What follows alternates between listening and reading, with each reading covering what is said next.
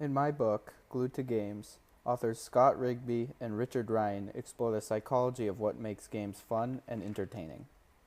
What is fun? Well, the definition is very scenario-based as well as player-based. A game that is considered fun at one point in time may be boring to that same player later on in life. And a game that is fun to a player in one setting may not be as entertaining in another. Similar principles apply from player to player. Different players have different definitions of what is fun. So not only does the idea of fun change from a person to person, but for an individual, fun changes from scenario to scenario. But what is fun? What makes one game more fun than the next? Well, fun can be broken down into a few parts. Part 1 is competence, the desire to grow and master new situations. Part 2 is autonomy, the idea that our actions in-game are not controlled by any other circumstances.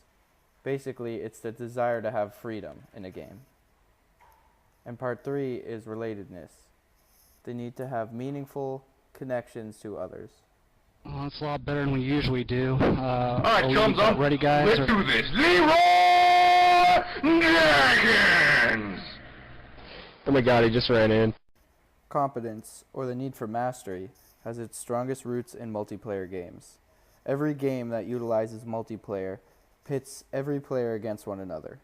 Even in cooperative games, like Little Big Planet, Bulletstorm's Firefight Mode, and Mass Effect 3, players are competing to solve the puzzle first or to have the best score.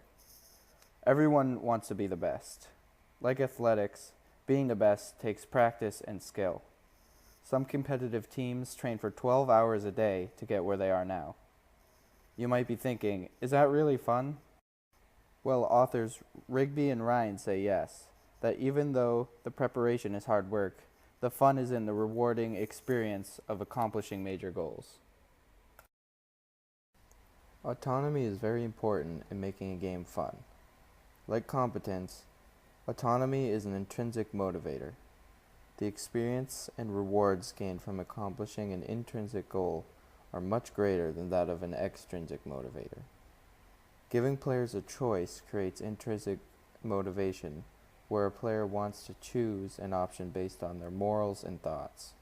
This simulates decision-making in real life, making a game more realistic. In the Walking Dead video game, decisions made by the player can change the entire outcome of the story. In Mass Effect 3, the player even has a choice of endings. Some games get away by creating the illusion of autonomy. In games like Dishonored, the player has a choice between killing enemies in each level or sneaking past them. Even though it looks like you have a choice, the end result will be the same no matter what you choose. Games like this still use autonomy, even though it isn't true autonomy. Relatedness, being connected to others. People need to feel connected to other people. We need someone to share experiences and to relate to. How do we create this feeling in a video game? Well, the simple answer is good writing. NPCs need to act like humans do in order for us to form a bond with them. It seems weird to think about bonding with some code, but the more human an NPC gets, the more lifelike the game becomes. In the game State of Decay, the NPCs have anger and happiness levels. They often act out like humans normally would, based on those levels and the stress of the surrounding environment. To the Moon, despite being a 2D pixel art game, is considered highly relatable because of how the characters are written. So what can we say about fun? What constitutes a fun game? Well, a fun game needs a level of difficulty that isn't so hard it's impossible, but not so easy that playing it is mindless. A fun game needs to give the player freedom with their choices, allowing the player to play the way they want to, not how the designers want them to.